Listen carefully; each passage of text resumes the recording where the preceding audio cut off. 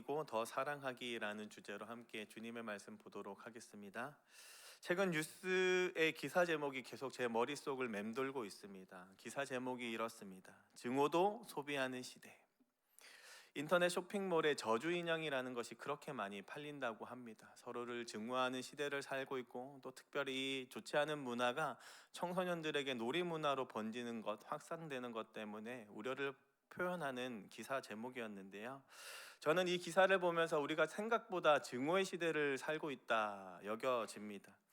그런데 한편으로는 우리는 왜 이렇게 증오를 하고 살고 있고, 서로 또 이 증오를 소비하며 살고 있을까요?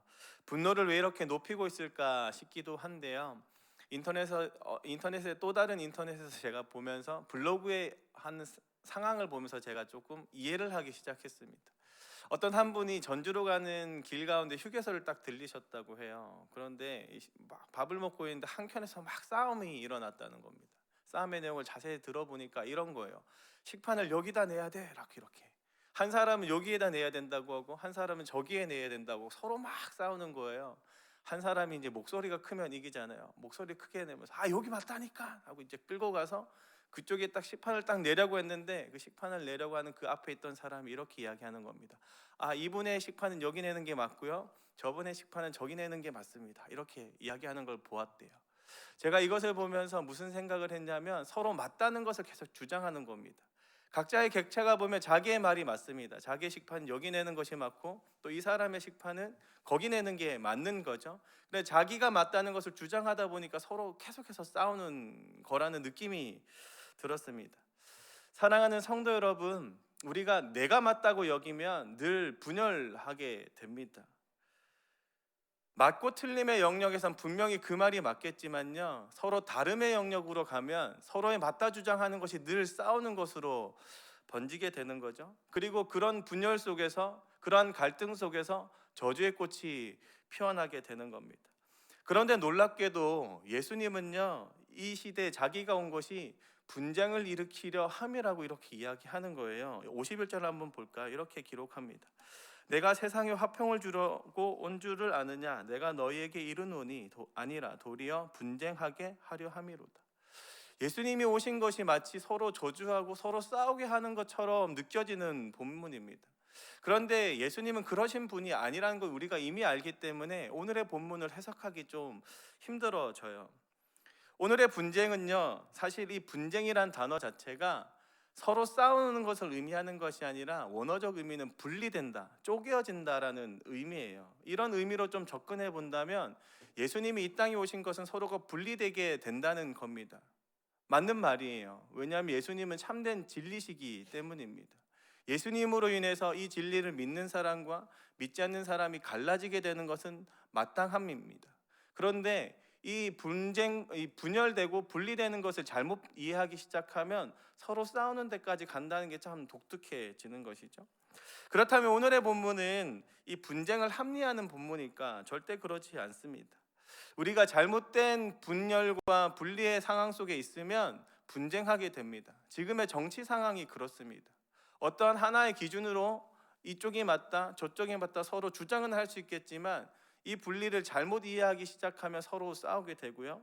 또 이단에 빠져있는 한 사람을 보면 오늘의 본문을 가지고 자기가 부모님과 싸우는 것을 합리화합니다. 예수님으로 인해서 분쟁되는 것이 맞다 여기면서 자기의 이론, 신천지에 있는 아이들이 항상 그렇게 되거든요. 싸움을 당연시 여기죠. 그런데 예수님은요, 이 분리와 갈등의 상황을 저주와 서로 싸우는 분쟁의 상황으로 이해하시지는 않는 것 같습니다. 분열과 갈등의 상황을 대처하는 우리의 마음과 자세를 좀 점검하는 시간이 되었으면 좋겠는데요. 이 새벽의 시간을 통해서 분열된 서로의 마음을 서로 하나가 되어갈 수 있는 마음으로 변화되어가는 귀한 시간 되길 예수님의 이름으로 축복합니다. 사실 그리스도인이 세상에 놓여 있으면서 예수님을 믿는다는 것으로 분리되는 것이 당연하지만, 분리되는 것을 당연히 여기는 것은 또 당연치 않습니다. 좀 말이 좀 어려울 수 있는데요. 우리가 만약에 예수님을 믿는다는 것 하나만으로 분리되는 것을 당연히 여기면 그냥 수도원에 들어가서 사는 수도사와 같이 살아야 합니다. 그러나 성경 전체가 이야기하는 것처럼 분리를 당연히 여기지 않습니다. 거룩한 존재로 분리되어 있는 것이 맞지만 세상 속에 들어가서 그 속에서 소금이 되어야 되고 그 속에서 빛이 되어야 되는 존재라고 이야기합니다. 분리가 당연하지만 분리를 당연하게 여기지 않는 것이 성경이 이야기하는 것이거든요. 그렇다면 우리가 이 분열된 상황 속에서 분열을 가속화시키지 않고 어떻게 우리는 갈등의 상황 속에서 서로 하나로 일치시키고 더욱더 사랑하는 관계로 나아갈 수 있을까? 두 가지 정도로 좀 살펴보고자 합니다. 분열의 상황 속에 놓여 있다면 첫 번째는 뭐냐면 나를 제대로 보아야 한다는 겁니다. 뭐라고요? 나를 먼저 보아야 한다는 거예요. 56절 57절 이렇게 기록합니다. 함께 읽겠습니다. 외식하는 자여 너희가 천지의 기상은 분간한 줄 알면서 어찌 이 시대는 분간하지 못하느냐? 또 어찌하여 옳은 것을 스스로 판단하지 아니하느냐? 예수님조차 스스로 판단하라고 지금 이야기하고 있는데요. 메타인지라는 단어를 들어보셨습니까? 자기 스스로를 객관화하기 위해서 삼자의 입장에서 스스로를 조명하는 것을 메타인지라고 합니다. 그리고 이 메타인지가 되지 않은 사람은 인지의 부조화 상태에 빠지게 되고 계속해서 지나가면 자기를 합리화하는 사람이 돼서 서로가 싸우게 된다, 이렇게 이야기하고 있어요. 소크라테스는 이런 이야기를 했습니다. 네 자신을 알라. 인터넷에도 많은 댓글들이 달려 있습니다. 상황을 보면서 막 우려하면서 막 이런저런 이야기를 막 남겨요.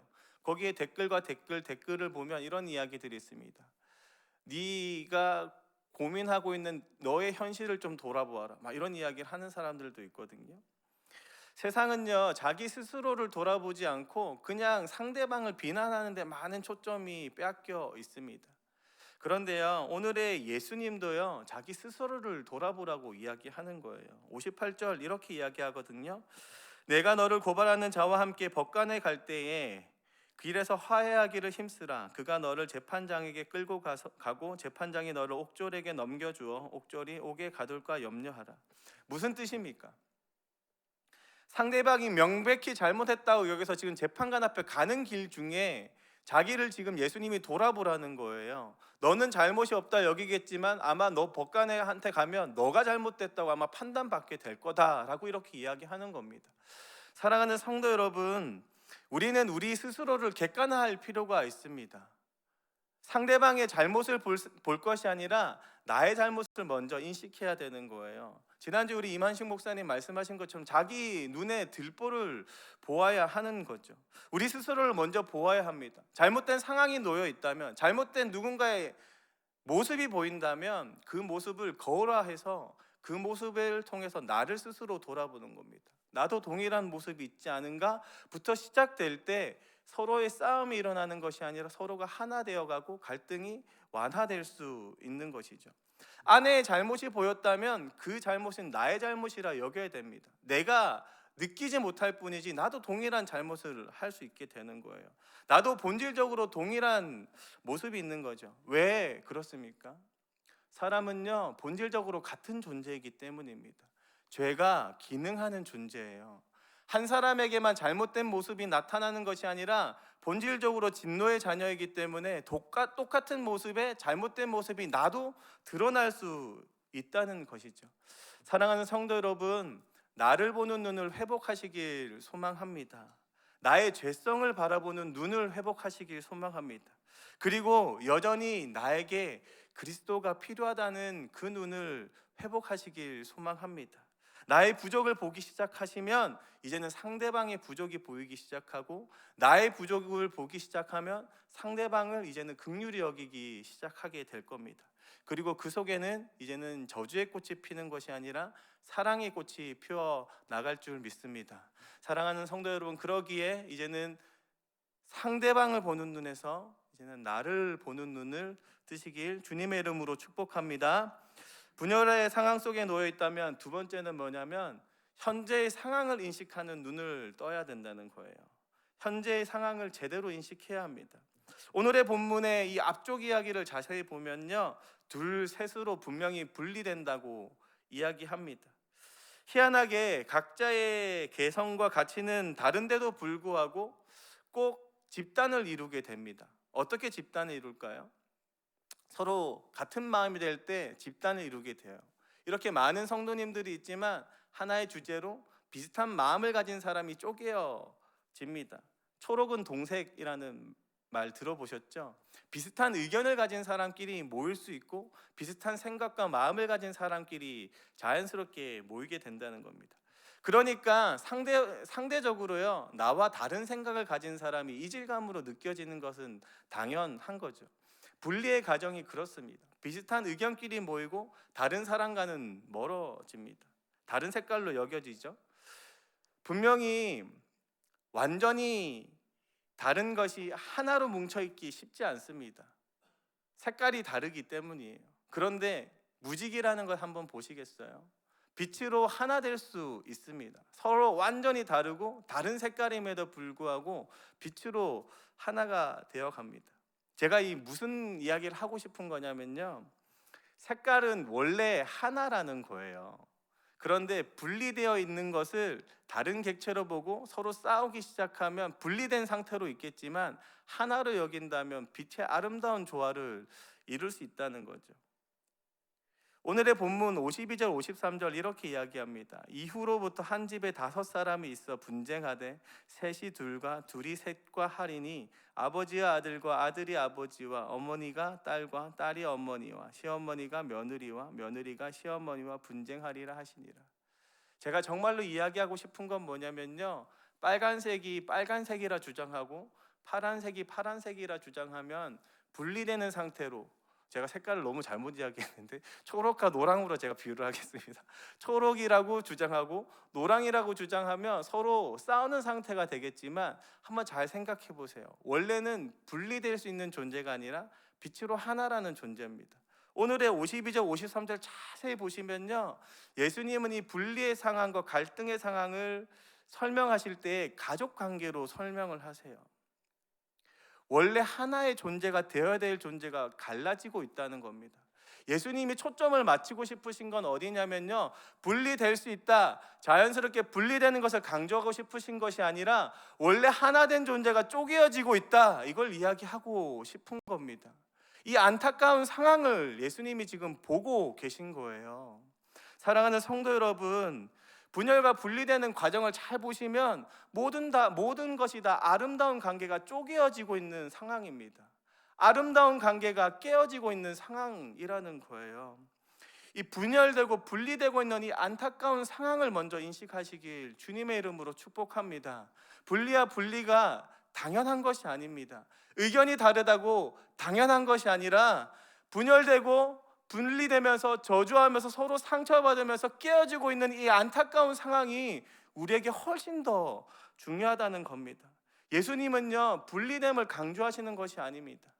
분명히 예수님은 참이시고 진리시고, 그래서 예수님을 믿는 사람으로 분리되고 분리되지 않고, 너무나 중요하지만 예수님은 논리적으로 그래 내가 맞으니까 나를 믿는 사람만 나에게 와라 라고 이야기하신 것이 아니라 분리된 상황조차를 안타까워하셔서 이 땅에 오신 분이란 말입니다. 사랑하는 성도 여러분, 예수님이 논리만 강조하셨다면, 분리된 것이 당연하다 여겼다면 죄로 인해서 분리된 우리를 영원히 그냥 두셔야 하는 것이 마땅할 겁니다. 하지만 예수님이 보시고 계셨던 것은 이 안타까운 상황이었어요. 원래부터 하나가 되어야 될 존재들이 깨어져 있는 이 상태, 하나님과 사람이 하나가 되어야 되는데 하나 되지 않은 이 상태, 이 안타까움을 보시고 스스로가 가장 낮은 자세로 내려오신 것이 성육신의 모습이라는 겁니다. 사랑하는 성도 여러분, 이 하나됨이 깨어져 있는 안타까운 상황을 인식하는 저와 여러분 되길 예수님의 이름으로 축복합니다. 예수님조차도 그 안타까움 때문에 우리에게 오신 분입니다. 그러기에 덜 논리적으로 더 사랑할 줄 아는 저와 여러분 되길 예수님의 이름으로 축복합니다. 분열된 상황을 안타까워하심으로 논리를 계속해서 이야기하는 것이 아니라 나의 논리를 좀 내려놓고 더 사랑하는 데 나아가서 분열됨을 더욱더 하나 되게 만들 줄 아는 저와 여러분 되길 예수님의 이름으로 축복합니다. 요한일서 3장 16절 이렇게 기록합니다. 그가 우리를 위하여 목숨을 버리셨으니 우리가 이로써 사랑을 알고 우리도 형제들을 위하여 목숨을 버리는 것이 마땅하니라. 요한복음 3장 16절도 이렇게 이야기합니다. 하나님이 세상을 이처럼 사랑하사 독생자를 주셨으니. 하나님은 가장 참이시고 가장 온전하시고 가장 높으신 논리를 가지고 계신 분이시지만 그 논리를 내려놓고 사랑함으로 여기까지 오신 분입니다. 이분을 기억하시고 오늘도 분열과 분리의 상황 속에서 더욱더 사랑하는 데까지 나아갈 줄 아는 저와 여러분 되길 예수님의 이름으로 축복합니다. 말씀을 정리하고자 합니다. 제가 영화 원더라는 영화에서 계속해서 인상에 남은 한 장면이 있습니다. 이 영화 원더에 보면 이 주인공이 처음 들어갔을 때 수업에서 선생님이 하던 말입니다. 선생님이 첫 시간에 이런 걸 가르치세요. 옳음과 친절함 중에 하나를 선택할 땐 친절함을 선택하라. 뭐라고요? 옳음과 친절함을 선택해야 할 땐 친절함을 선택하라. 사랑하는 성도 여러분, 나를 먼저 돌아보고 또 객관적인 인식을 가지고 이 깨어진 상황을 안타깝게 여기면서 옳음과 친절함을 선택해야 할 때는 친절함을 선택할 줄 아는 온전한 그리스도인의 하루가 되길 주님의 이름으로 축복합니다. 덜 논리적이고 더 사랑으로 더욱더 하나 되어가는 하루가 되길 예수님의 이름으로 축복합니다. 함께 우리 시간